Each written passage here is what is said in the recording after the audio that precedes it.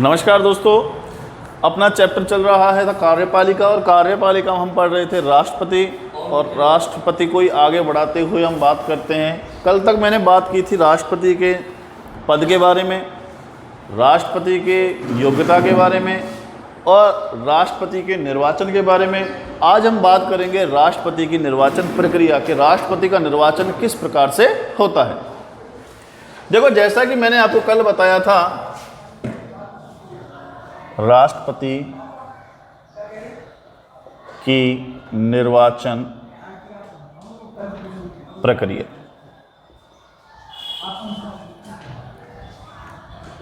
देखो मित्रों, कल मैंने आपको एक बात बताई थी कि जो हमारा राष्ट्रपति का चुनाव होता है, इसमें जनता सीधे भाग नहीं लेती है, बल्कि जनता द्वारा चुने गए प्रतिनिधि भाग लेते हैं। और कौन कौन से?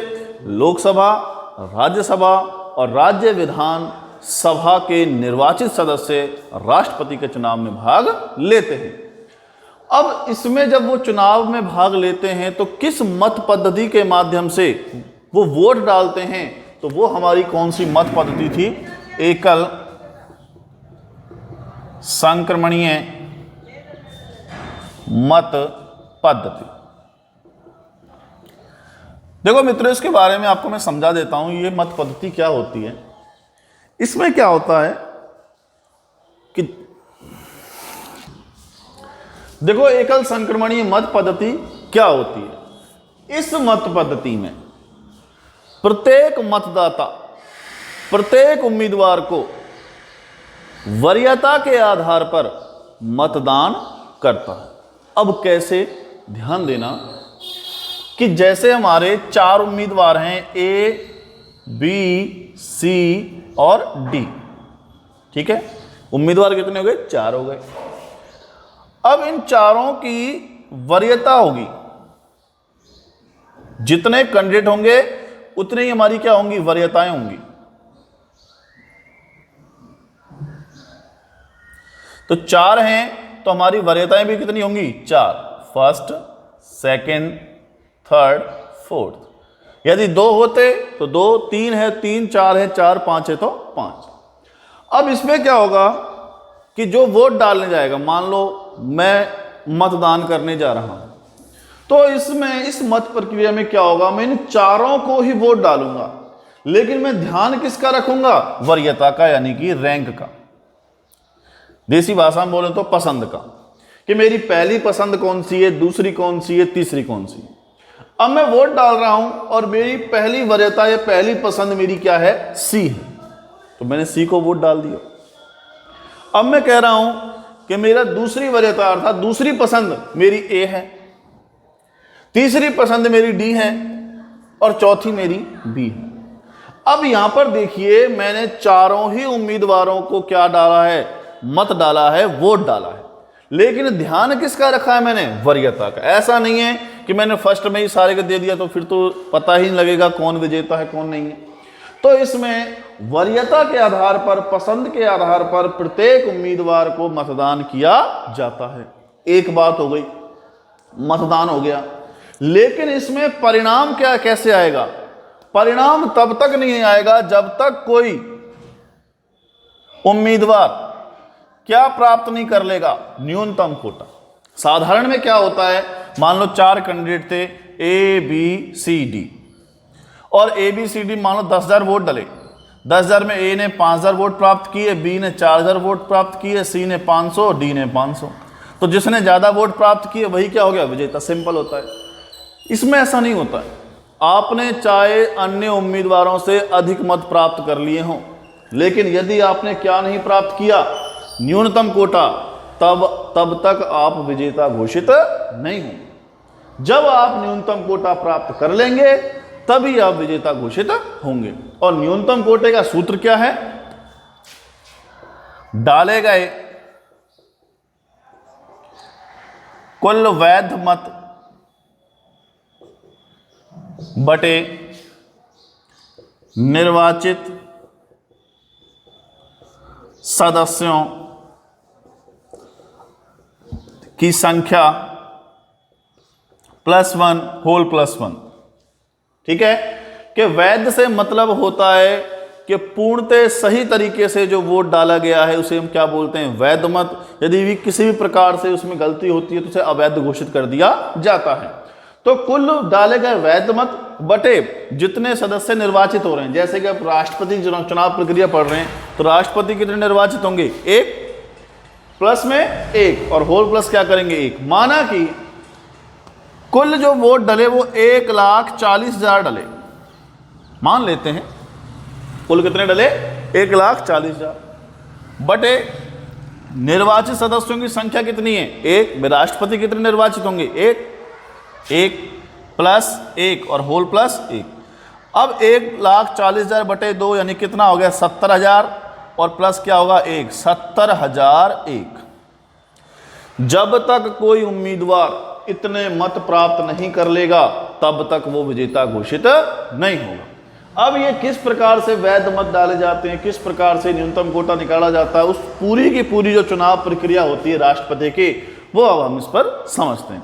तो पहले यह समझना जरूरी था कि राष्ट्रपति की चुनाव प्रक्रिया किस मत पद्धति के माध्यम से होती है, एकल संक्रमणीय मत पद्धति। और इस मत पद्धति में प्रत्येक मतदाता प्रत्येक उम्मीदवार को वरीयता के आधार पर क्या करता है, मतदान करता है। और इसमें कोई भी उम्मीदवार तब तक विजेता नहीं होता है जब तक वो क्या नहीं प्राप्त कर ले, न्यूनतम कोटा। यहां तक बात क्लियर हुई। अब बात करते हैं राष्ट्रपति के निर्वाचन प्रक्रिया।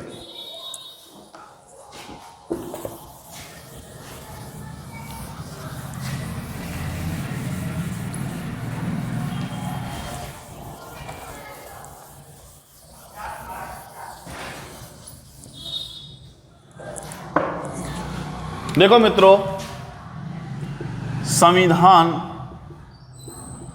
के अनुच्छेद 55 में क्या है, राष्ट्रपति का निर्वाचन, और 55 में क्या है, निर्वाचन प्रक्रिया।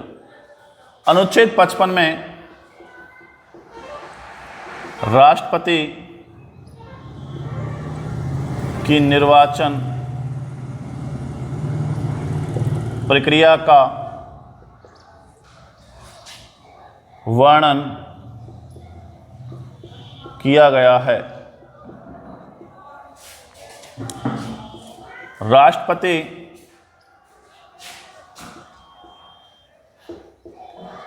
चलो मैंने कहा ज़्यादा देर में हुआ था। राष्ट्रपति के चुनाव में कोई भी उम्मीदवार तब तक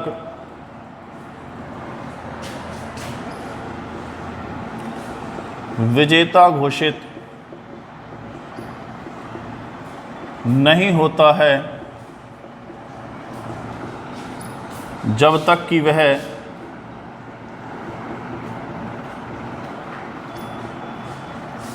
न्यूनतम कोटा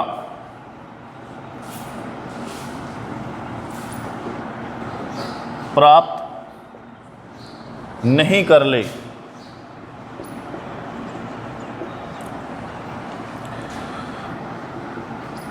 राष्ट्रपति की चुनाव प्रक्रिया में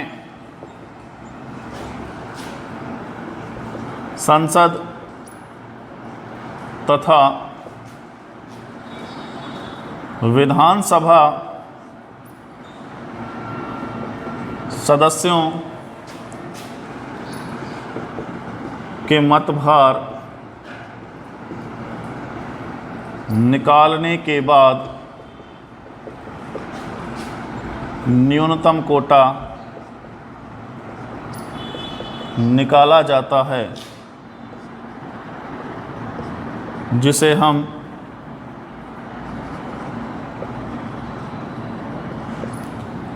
निम्न प्रकार से समझ सकते हैं।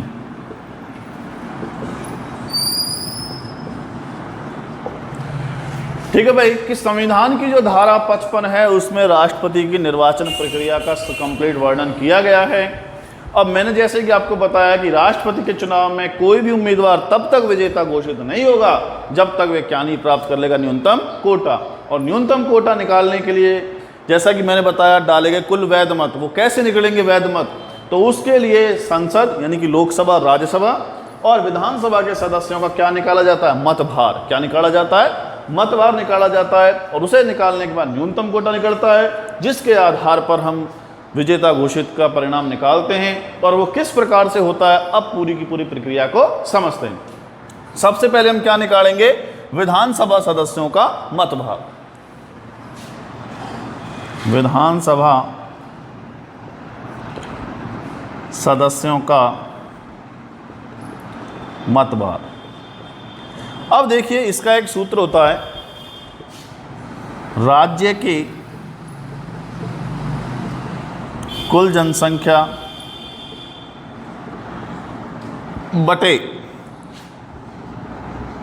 राज्य विधानसभा के कुल निर्वाचित सदस्य।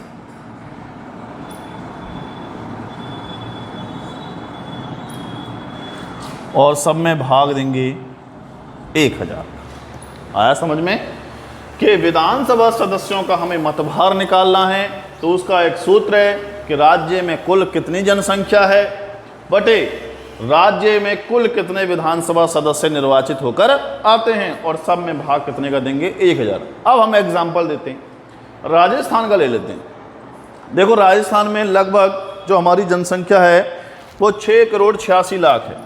कितनी है, 6,86,00,000। अब देखिए कि राज्य विधानसभा के कुल निर्वाचित सदस्य।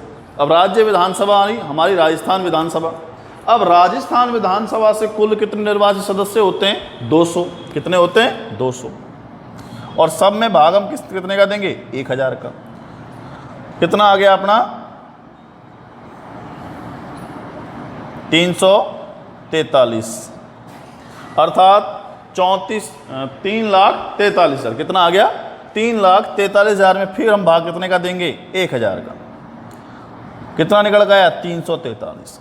अर्थात राजस्थान की वर्तमान, यदि हम विधानसभा सदस्यों का, एक विधानसभा सदस्य का मतभार निकालते हैं, तो वर्तमान जनसंख्या के आधार पर कितना निकल गया, 343। अर्थात एक सदस्य का वोट कितने के बराबर होगा, 343 सदस्यों के बराबर। समझ में आया कि यदि एक व्यक्ति, एक विधानसभा सदस्य वोट डालता है तो उसका एक वोट कितने के बराबर माना जाएगा, 343 के बराबर। समझ में आया कि नहीं आया।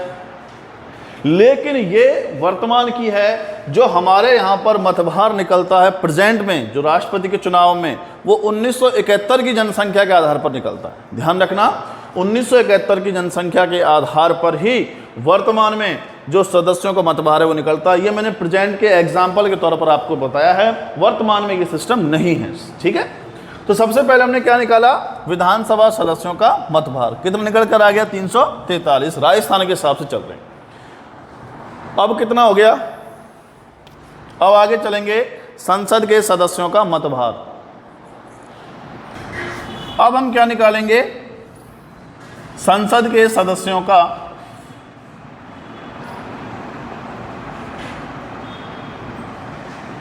मतभार। अब ये किस प्रकार से निकलेगा भाई, देखिए संसद के सदस्यों का मतभार निकालने के लिए क्या होता है कि राज्य विधायिका के सदस्यों के मतभार का मल्टीप्लाई करते हैं। कैसे, सूत्र पहले पढ़ लेते हैं। राज्य विधायिका के सदस्यों के कुल मत बटे राज्य से निर्वाचित कुल सांसद। अब देखिए कैसे निकलेगा भाई अपना ये, कि राज्य विधायिका के सदस्यों के कुल मत, राजस्थान का एग्जांपल लेकर चल रहे हैं। अब राजस्थान में जो विधायिका कुल सदस्य कितने हैं, कितने, 200, और एक का कितना निकल कर आ रहा है, 343। तो मल्टीप्लाई कर देंगे कितने, 343। क्लियर बात हुई।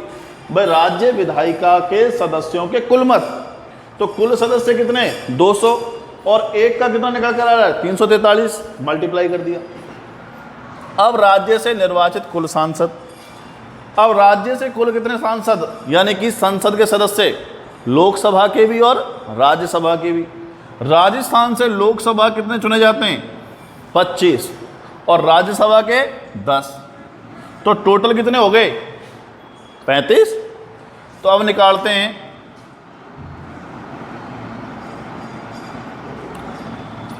68,600 तो हमारा क्या निकले कुल मत निकले राज्य विधायिका के, और बटे हम करते हैं कितना 35, तो ये निकल के आएगा अपना मल्टीप्लाई करने के बाद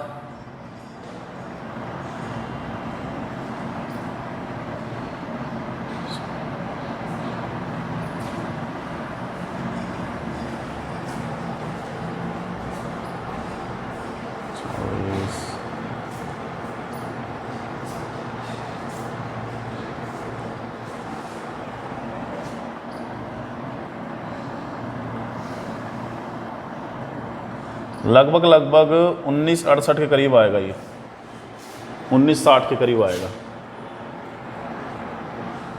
ठीक है, और जितना भी होगा निकाल लेना हो। ठीक है, तो ये 1960 जो मतभार निकल कर आया है वो किसका निकल कर आया है संसद के सदस्यों का। अरे अर्थात एक संसद के सदस्य का, राजस्थान के सांसद का कुल कितना निकल के आया 1960 निकल के आया। अब ऐसा ही प्रत्येक राज्य का निकाला जाएगा।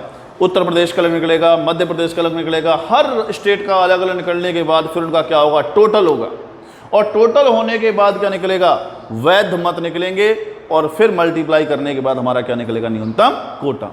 अब इससे आगे की प्रक्रिया हम कल समझेंगे, किस प्रकार से न्यूनतम कोटा निकलता है, उसके बाद किस प्रकार से परिणाम निकलता है, और कब तक परिणाम नहीं निकलता जब तक मैंने आपको बताया न्यूनतम कोटा प्राप्त नहीं कर लेते। तो यह प्रक्रिया कैसे कैसे चलती है ये हम बात करेंगे कल।